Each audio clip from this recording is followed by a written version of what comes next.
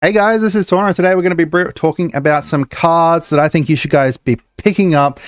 These cards are very, very unlikely to get reprinted anytime soon, so therefore it is 99% chance that they are just going to keep going up in price, which isn't great because some of them are absolutely bonkers in certain decks.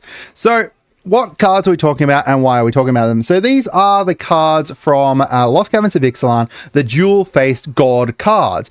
Each of them has something cool that they do on one side, and if they die, they flip over, enter tapped, and transform into a land that you can then flip back by doing something along the lines of, you know, like whatever their face does. So like, you know, the Aklas out. So if they've, someone has less cards in their hands, like I think it's one or less cards, then boom, you can flip it.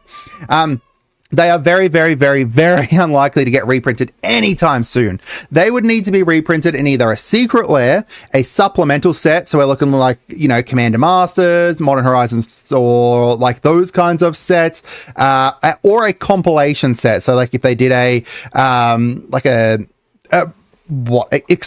remastered kind of thing. Both of those, like all of those, are very unlikely that we're going to see anything like that anytime soon that will then also reprint this stuff. I doubt, you know, that they'd show up in a supplemental set. The best bet would be like, you know, as I said, Ixalan remastered, and I doubt that's going to be coming anytime soon. Even then, they would also need to have other dual face cards to be reprinted. Sets basically, you know, have dual face cards or don't. They don't just reprint, you know, 5 dual face cards into a set. There's also a 99% chance that we do not get these reprinted in any Commander products or any Commander precons, I should say, as the budget just doesn't allow it. They don't print dual face cards in precons, unfortunately. As much as it would suit some of them, like having the battles in the Death Toll precon, that kind of thing. They're not going to be showing up in any Commander precons anytime soon, which means that from now, I doubt these go down anytime soon. Now, once Ixalan kind of, you know, starts getting phased out, the Ixalan, you know, like the Lost Caverns of Ixalan boosters and stuff, people stop buying them, or, you know, they stop printing them or stuff. We're going to slowly see the amount of these out in the wild kind of start dwindling as people buy them up for various decks, and each of them has a great use, whether it's, you know, shown at the moment or we'll see it in the future. We will see, you know, some great uses for nearly every single one of these. So make sure you subscribe, make sure you share the video around, and make sure you let me know your thoughts down below. And if you are going to purchase these, get down below, support the channel, and pick up the cheapest cards around and buy them over on TCG Player. So the first one here is OAcum sitting at $8.50. Now, I'm not saying that these are like underrated or anything like that. Like, you know, they are mythic rares. People obviously use them and stuff, but I don't see them going down in price as the thing. That's the big thing. Even though, you know, it's $8 at the moment for an OAcum. In, you know, a year's time, we could be looking at $16. It just depends on what comes out. And with the current, you know, precon coming out, I don't know why more people aren't kind of looking at OAcum for that. So he empowers any red source that damages opponents. So all those little 1 pings, like, you know, if you draw a card, deal 1 damage, etc. And now all 4+ damage, right, to opponents. So you're just dealing like 4 times the damage there. While, you know, City of Fire is 3 times, it does affect more stuff. OAcum is, you know, 4, but also you can buff up OAcum's power. It's insane with just so many different cards and so many different decks, right? Like a Spellslinger deck is going to be great with this. A group slug deck or any kind of burn deck is going to be really good with this. The Temple of Power is the way to be able to transform it. It is pay 2 and a red, transform it, tap, transform, activate only if red sources you control dealt 4 or more non-combat damage this turn, and only as a sorcery. Very easily to transform him back. That's the great thing about these cards. They need to be exiled to be removed, right? They need to be exiled to be removed because of the fact that if they die, they just flip over. You can flip them back pretty easily because most likely the deck is built around, you know, these cards being in crazy great in there. So having a look, this is like kind of slowly going up in price here. It slowly went down from when Lost Caverns came out, but after Bloomburrow, it started going up. I would not be surprised if this doesn't spike up really, really hard with the deck that's coming out at the moment, the Endless Punishment deck, the Group Slug one. So some potential commanders, as I said, Valgavoth, that deck is built around like just slowly pinging people for like 1 damage all the time. That makes it so it's 4 damage, boom. We've got Arbaz, Mir, or any of the other cards, like, you know, these are just 2 examples. There's so many different commanders that this will fit into, but this one is, it deals 1 damage to each opponent whenever a non-token historic permanent enters the battlefield. So that's now going to be pinging them for 4 damage if you've got Oja Axel out. Oh, crazy. Some synergistic cards that work really great with it. Akot Instigator. Oh, man. That's 4 damage. If you've, like, offspringed it, now it is 8 damage. We've got Razorkin Needlehead. Whenever an opponent draws a card, now they're going to be taking 4 damage. Oh, crazy. We've got Aklazotz. So this is the second one. This actually spiked up really, really hard with Bloomburrow. So this is the only non-Oja, but it is still in the cycle. Essentially, from what I remember, Aklazotz killed the Black God and kind of took over that position. That might be wrong. I'm not remembering exactly. He makes people discard whenever he attacks each opponent, not just the one you're attacking either, discards. And then for each one who can't, you get to draw a card. And whenever an opponent discards a land, you get to create bats, right? So it's punishing them for just chucking their lands out. So it's crazy for a bunch of different black commanders. It worked well in bat decks, discarding decks, any wheel decks as well. And you're looking at like, you know, $10, $13 here. As I said, it spiked up hard with Bloomburrow. Now, I don't know if this was because the bats came out, like the bats precon came, not bats precon, the bats commander and a whole bunch of bat support and stuff came out, or if it was also the rotation for standard, like bring Aklazotz into standard or something as like a more viable character. I don't follow standard, so I'm not entirely sure, but I know that bats would have had at least part of this. And, you know, we're looking at a decent spike. So that's the kind of thing that you're looking at, and you could be looking at with any of these, is that a new set comes out, it supports whatever it has in it, and boom, they spike up a whole bunch. So looking at some potential commanders, Turgid, I actually just built this deck, and don't tell my friend Jack John Jackson that. Hopefully he doesn't watch this video, but with Aklazotz, that's insane in there. Zoraline, a bats deck, you know, you've got the huge synergy of creating a whole bunch of bats there, even though, you know, he's not you're not going to be able to transform him as easily with Zoraline because, you know, his transformation is based off people having 1 or fewer cards. You still have some options there to be able to, and worst case scenario, you know, you could flicker it or something like that too. Some synergistic cards. You've got Bandit's Talent, you've got Waste Not. Both of these synergize so well with it.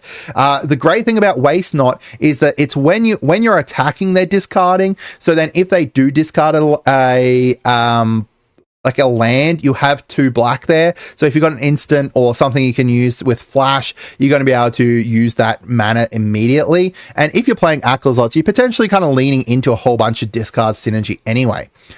So next up, we've got Oja Castlum. So Oja Castlum is cheating big things out. When you deal combat damage with him, you're going to reveal that many cards from the top of your library, and then if you get a creature or a land in that, you get to reveal it and put it onto the battlefield.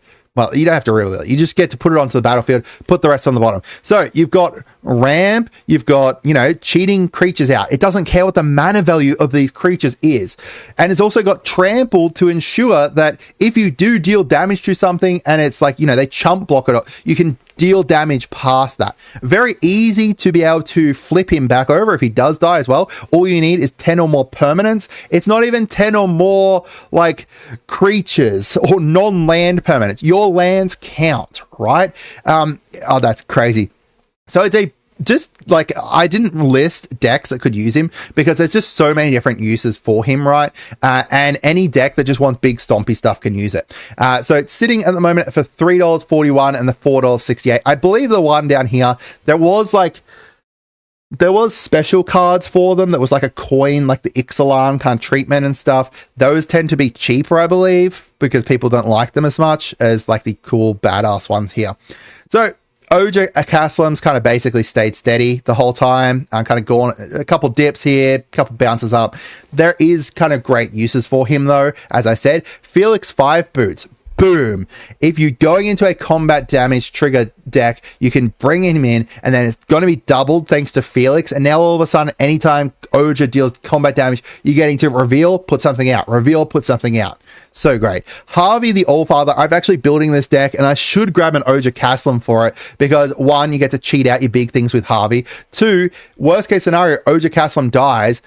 It just, Harvey triggers off death. It's not triggering off of it staying in your graveyard. So OAcum dies, you flip it over, Harvey sees that it dies, you return something, right? You could even sack OAcum technically if you wanted to with like a pod or something like that.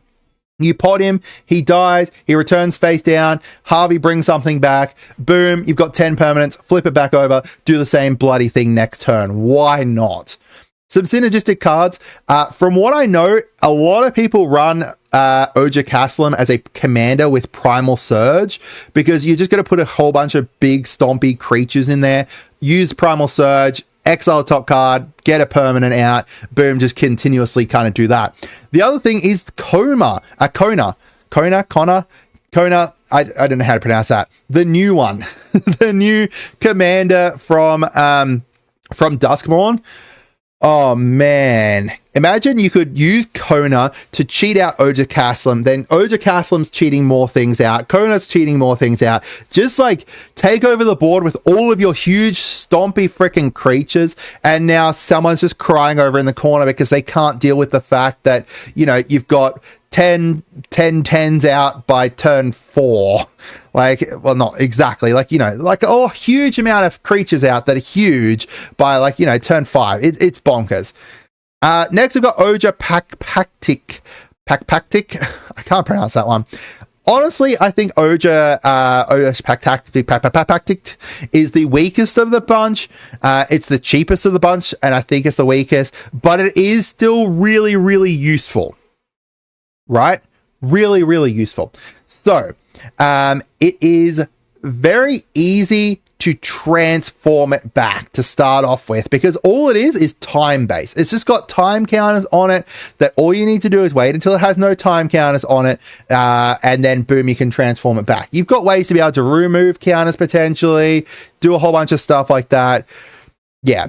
The other thing is that it is crazy with like combat tricks or modal spells. Like, you know, it's also just the weakest of the bunch at the moment. All they need to do is bring out a commander that synergizes really, really, really well with this. And boom, now you've got this huge fucking creature that you can put into those decks that's relatively cheap, that's going to do a lot of stuff. It's also whenever you cast an instant, it's not the first instant. It's not, you know, the instant that costs some more amount or something. It's really, really decent. So, having a look, you know, you've got Spellslinger decks that you can use cantrips, you can use Magecraft and Wizards, any kind of, this obviously fits into any deck that's kind of using a lot of instants. So this one here as well has kind of stayed steady, gone down a little bit actually since then, but it stayed steady, like, you know, the cheapest of the lot. But potential commanders, Riku loves this, right? Because the issue with kind of, if you're running like, say for example, a counter spell, is that if Oja exiles it with Rebound, you could only cast it at the beginning of your next upkeep. You don't want to cast a counter that's countering nothing. That doesn't even make sense. But with Riku, and therefore, you know, with Oja, I guess, you could use modal counter spells. So something that's like counter or draw a card, or counter, or do this, right? So that works really well with Riku because boom, now you're going to be able to get value from Riku. You're going to be able to Get value from Oja by bringing it back next turn. And then also, next time you cast it at the beginning of your upkeep, you're going to get value from Riku again. It just works incredibly well with Riku, as long as you've got modal instants. You've also got Gerolf, because of the fact that he wants you to cast multiple spells per turn. This just synergizes really well with him, because we're going to be, you know, exiling instants, and then that's going to be a free spell that we get to cast next turn, and then as long as we cast one more after that, we're going to have, you know, getting out some zombies. What best case scenario, you know, you cast another instant, or, you know, 2 more instants, boom, you've created 2 zombies, you put +1/+1s on them, and yeah, it can get pretty crazy with Gerolf. So some synergistic cards, you've got like Prismari Command, any kind of really great modal spell that is instant is going to work really well here, because you get those multiple different modes, so it doesn't matter if you're casting it or needing to cast it in your upkeep, because you could just go boom, look, I'm going to go deal some damage, I'm going to draw some cards. You know, no one else has an artifact out at the moment.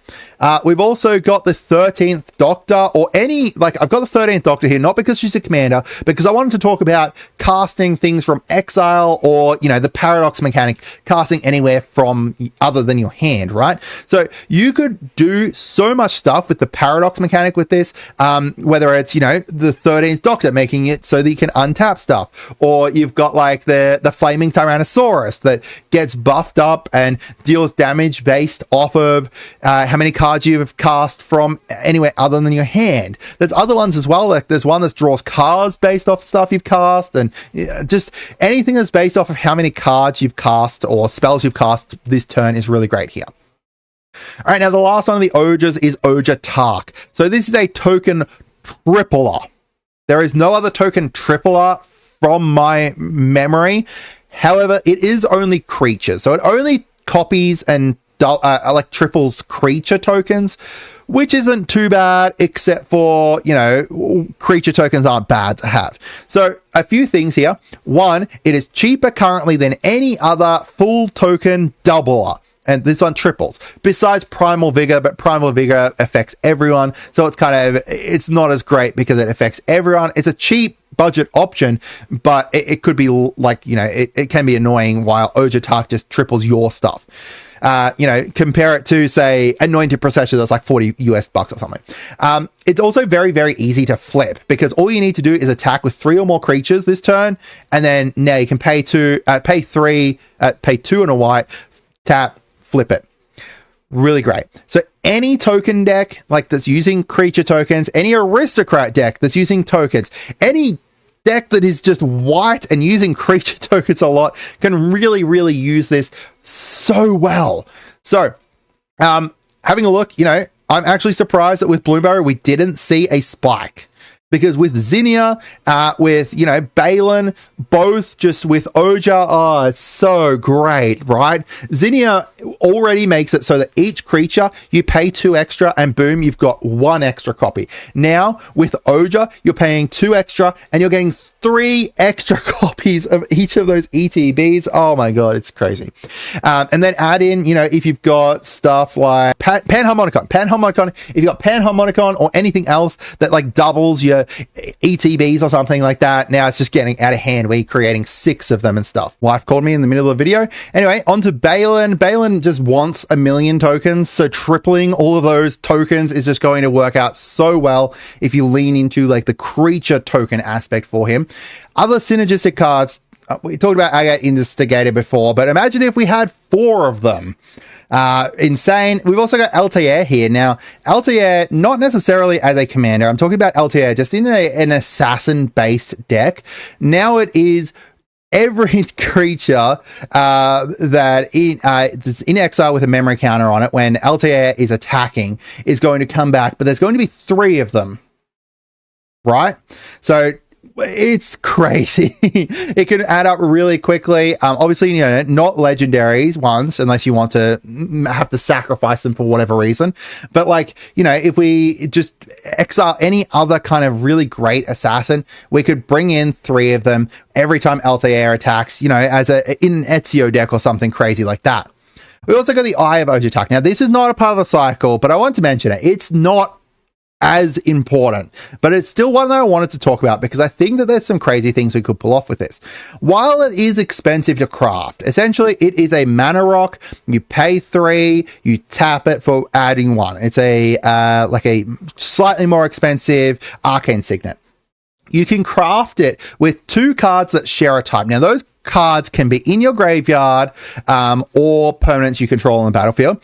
You're going to pay 6, you're going to exile this, exile those 2 cards, and then return this transformed. Now the 2 cards that you exile do need to share a card type. So that's like, you know, creature, enchantment, that kind of stuff. Instant and sorcery technically, oh no, they need to be permanent. So creature, you know, enchantment, I guess if you somehow manage to get an instant or sorcery on the battlefield, it could be that.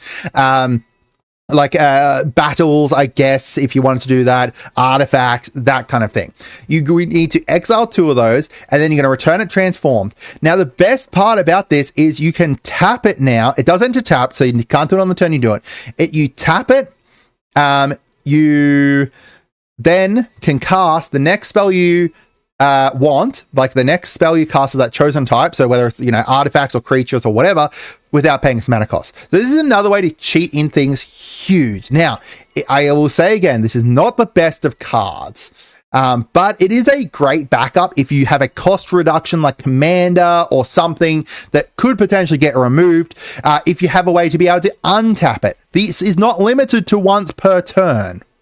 It's not limited to once per turn. So technically, if you can tap it, untap it kind of thing, then you could cast multiple free spells per turn, which is great. Like, oh man, I just thought about Intruder Alarm. Intruder Alarm untap. Does it untap everything? No. I guess if you had a way to be able to animate this, then Intruder Alarm would work. Or, you know, just, I guess anything that's like, whenever something enters, you can untap stuff. Or like, what's Sonic Screwdriver, I think you can untap. There's a few different things that allow you to be able to untap artifacts. If you can untap it, oh boy, now you're going to be able to cast multiple per turn. If you can reduce the crafting cost as well, you can freaking craft it cheaper, because that's the real kind of issue with this. It does cost 6 to be able to craft. That's a turn, essentially. You are being able to save up for future turns to be able to do stuff, and it can get removed technically, which would be very, very frustrating, but you could do some crazy things with it. So, for example, if we had Zerda or Tezzeret, both allow us to reduce the activated, the activated ability of stuff. So therefore, we can reduce the cost to be able to craft it, right? Because this is an activated ability. You pay 6, you exile it, etc. So this reduces it down to 4, and this reduces it down to 4. Really great way to be able to get out now, make this a lot more affordable and a lot easier. Some decks you could run this in, potentially like the Rakdos deck. The Rakdos deck is built around, you know, dealing a lot of damage and then using that to be able to bring out creatures. So I have a Rakdos deck, well, kind of Rakdosy. It is a, what's her face? Karlach deck. Karlach with the Cultist of Absolute. I could potentially use this in that to be able to use it as an additional way to be able to cheat things out. You also got the Aminatu deck, right? So Aminatu deck is built around miracle costing things, where, you know, you're reducing your cost of your spells by 4. So therefore, the enchantments, it doesn't really matter how big they are and how expensive they are, because you're looking more at, like, you know, if it costs 7, you're looking at that one more costing 3 for you, right? So Apex Observatory, Eye of Otak, is going to serve as like a backup to that, or an additional one for that, because this is obviously only the first cast you do, and it's only from your miracle stuff. This will give you a backup for that, where, you know, now I can cast 2, one for free and one heavily reduced. Insanely great. Like, you could use this to be able to cast like a Omniscience for free, right? I think that this card is really underrated. I would really love to see, like, what do you guys think? Do you think I'm overrating it? Do you think that it's, you know, this part that's like the crafting is going to be too much for it? Or do you think that I'm on the right track, that I think that this could be a really bonkers card? Let me know. That's it for today, guys. I hope you guys had a great day. Let me know if you're going to pick up any of these. And if you are, head on over to our TCG player link and make sure that you support the channel. Have a great day and goodbye.